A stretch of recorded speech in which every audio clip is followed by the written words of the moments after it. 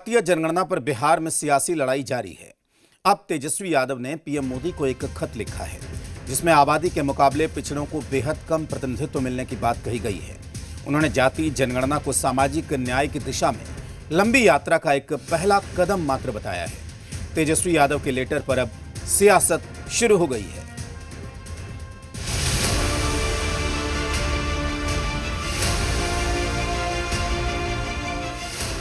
तेजस्वी यादव ने जाति जनगणना को लेकर अब प्रधानमंत्री नरेंद्र मोदी को खत लिखा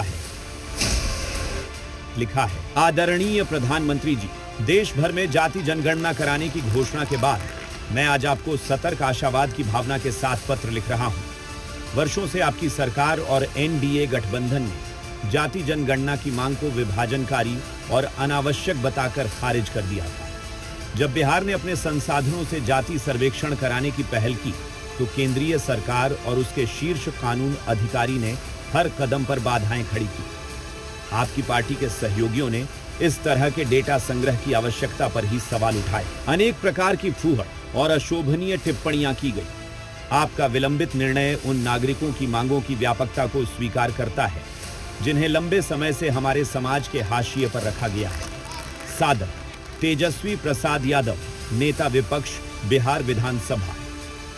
तेजस्वी यादव के इस खत पर अब सियासत शुरू हो गई है। जो पत्र उन्होंने लिखा है उस पत्र का संदर्भ ये है कि आंकड़ा संग्रहण के बाद क्या और आंकड़ा संग्रहण कब और उसके बाद दो तीन महत्वपूर्ण मुद्दे हैं जिस पर उन्होंने अपनी बात रखी।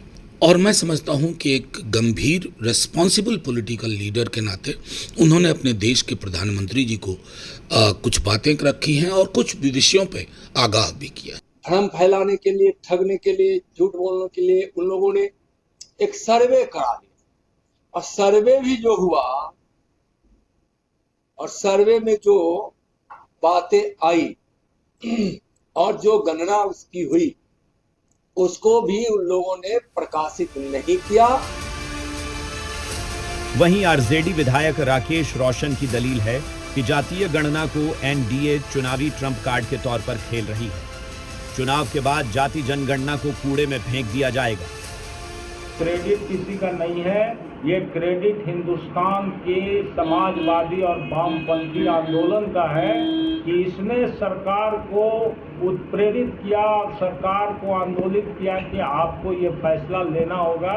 देखिए, सवाल केवल दागते रहेंगे तेजस्वी जी या जनता को बताएंगे कि उनके माता पिताजी के कार्यकाल में बिहार में जातीय सर्वे क्यों नहीं हुआ।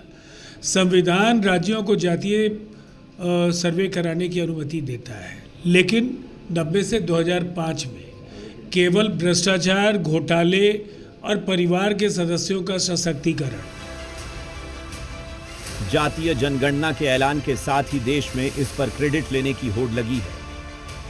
वहीं विपक्ष ये भी सवाल पूछा है